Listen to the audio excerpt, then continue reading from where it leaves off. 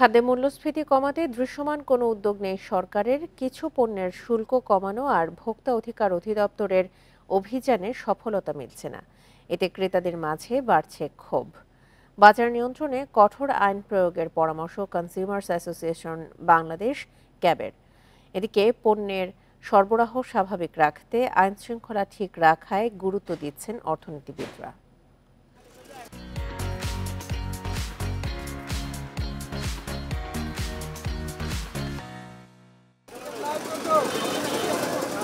অন্তর্বর্তী সরকার ক্ষমতা নেয়ার পরই বাজারে বিভিন্ন পণ্যের দাম কমেছিল, তবে তা বেশি দিন স্থায়ী হয়নি। পরে ডিম, সবজি, চাল, পেঁয়াজ, আলুর দামে অস্থির হয়েছে বাজার।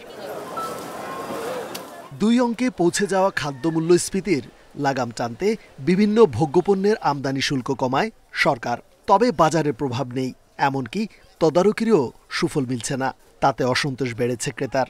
আমরা তো কোনো পরিবর্তন দেখছি না, আরও সব জিনিসের দাম বৃদ্ধি দেখছি। আমরা যারা সাধারণ মানুষ, আমাদের এখনো নাগালের বাইরে সবকিছুই। বহিরাগত যে বড় বড় খামারগুলো আছে ওটা তো আর আমরা বলতে পারবো না, আমরা বিক্রি হয় কিনার উপর নির্ভর করে। সরকারি পদক্ষেপের প্রভাব না পড়ায় বুধবার পিকেএসএফ এর এক অনুষ্ঠানে আক্ষেপ করেন অর্থ উপদেষ্টা। সব ডিউটি আমরা কমিয়ে দিলাম, তাই না? দাম কমে না, অতগুলো হবে ওদের কষ্ট করে 500 টাকা করে নিয়ে গেল, 2 মুঠা খেল, তার স্যাটিসফ্যাকশন হয়। তো আমরা চেষ্টা করছি। শুধু জরিমানায় বাজার নিয়ন্ত্রণ কঠিন বলে মনে করে ক্যাব, এজন্য কঠোর আইনের প্রয়োগ চায় সংগঠনটি। শুধুমাত্র জরিমানায় কিন্তু একক শাস্তি নয়, এর বাইরে অন্যান্য কারাদণ্ড দেওয়ার বিধানগুলো কিন্তু চালু করা যেতে পারে।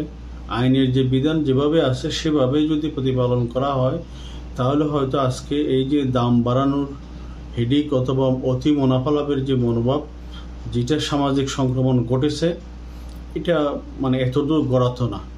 পণ্যের সরবরাহ ঠিক রাখতে আইন শৃঙ্খলা পরিস্থিতি স্বাভাবিক রাখার উপর গুরুত্ব দিচ্ছেন বিশেষজ্ঞরা। এক মাথা থেকে আরেক মাথায় নানাভাবে পণ্য পরিবহন হয়, এবং সেখানে কিন্তু আমরা শুনছি বিভিন্ন সময় যে পুলিশের যে উপস্থিতি এবং নিরাপত্তা যারা নিশ্চিত করতে চান তাদের উপস্থিতি কিন্তু সেভাবে শক্তিশালী না। বাংলাদেশ ব্যাংক, জাতীয় রাজস্ব বোর্ড এবং বাণিজ্য মন্ত্রণালয় তাদেরকে একসাথে কাজ করতে হবে। 2023 সালের শুরু থেকেই সার্বিক মূল্যস্ফীতি 9% ওপরে, যার ধারাবাহিক প্রভাব পড়েছে নিম্ন ও নির্দিষ্ট আয়ের মানুষের ওপর। রেজওয়ানুল হক, ইন্ডিপেন্ডেন্ট নিউজ, ঢাকা।